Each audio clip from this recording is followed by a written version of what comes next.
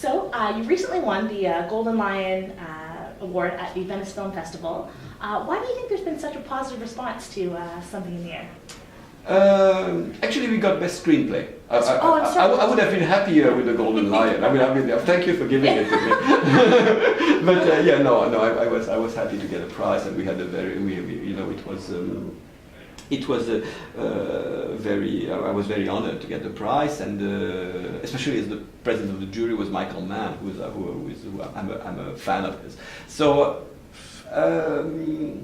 Why they like it, I don't know. I mean, ask them. No. I mean, it's you make movies hoping that people will relate to them, and you never know until you show. Usually, when you show a film in a film festival, you have no idea how a crowd will react to the film because basically a crowd has never seen your film. You're only a couple of individuals here and there. So you're very anxious about the response. I mean, it's any experience you have or confidence about the film is worth zero until it does play in a packed theater. Yeah, it's true. And although you were younger than Gilles in the movie, how autobiographical is the film? The film is fairly autobiographical, I would say. I mean, it's the story of a group of characters, but of course, the central character in the film, Gilles, is fairly close to me. I mean, a lot of the anecdotes in the story of Gilles are most of them are based on real life experience. Not so much what happens to the other characters. So, did you meet? Were you dumped just in the same way, or broken up with in the same way that he was in those instances? Or? The love stories are pretty close to reality. Pretty close to reality. But it's Laure is an ambivalent character. I mean, she has two sides. I mean, she's both Gilles' love. But she's also his inspiration. She's like a muse. She's more like an abstract idea of what attracts him towards art. Mm-hmm. And so, what was it like writing your own kind of experiences into that? I think that the process of writing and the process of filmmaking was basically constantly moving away from my own story. It's when you write, you use your own experience, even if you're describing the craziest fantasy world. Ultimately, it's your own fantasy, it's your own world. It always comes from the inside and eventually from deep inside you. So every single time you write, you are exposing something of yourself.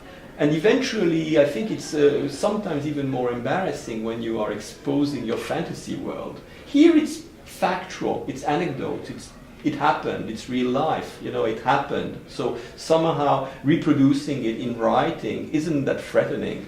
But what was interesting for me in terms of the process is that I used those anecdotes to somehow move not so much in the direction of representing the story of Gilles, but somehow in terms of expanding the story and telling something that's more of the collective history of a generation.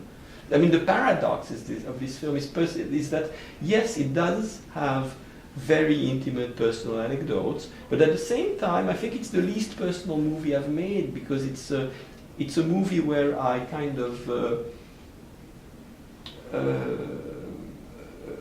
melt, dissolve into the history, into the collective history of my generation.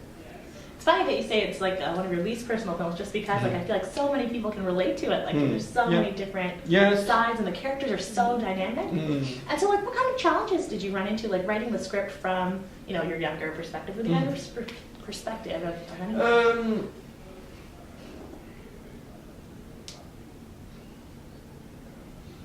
Well, I suppose that,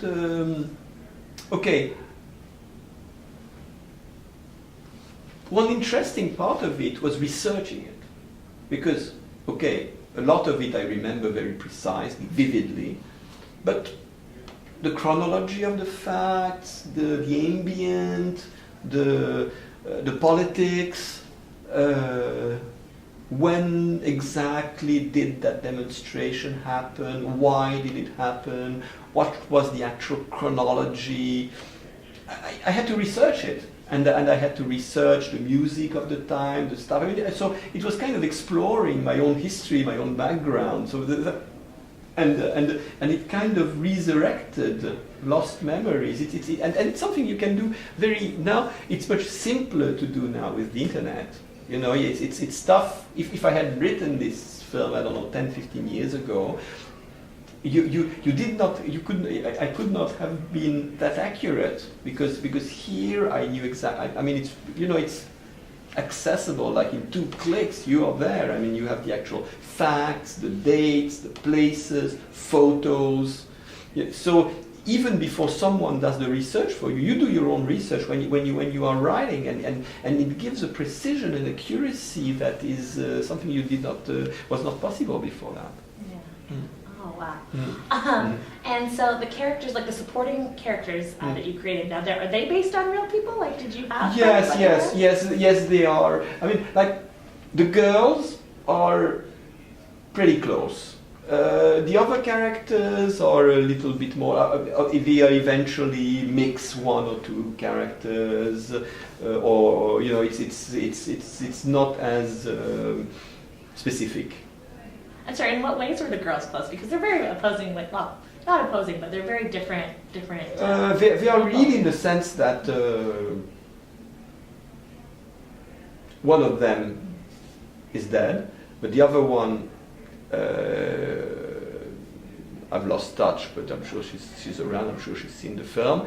If she has seen the film, I'm sure she has recognized herself in more ways than one. Oh, that's so funny. Maybe you'll get in contact with her. And now, so what message overall were you trying to convey to audiences? Do you have a message? No, I don't. I don't think you make movies to convey messages. I think I think that movies are more poetic. They are more. They ultimately are more. Hopefully, more mysterious and deeper than that. I mean, I think that movies. Eventually they transmit emotions, they transmit feelings, they transmit questions. Movies are about questions more than about answers, absolutely. So if the audience walks out of the theater with questions, I'm happy. If they have answers, please give them to me.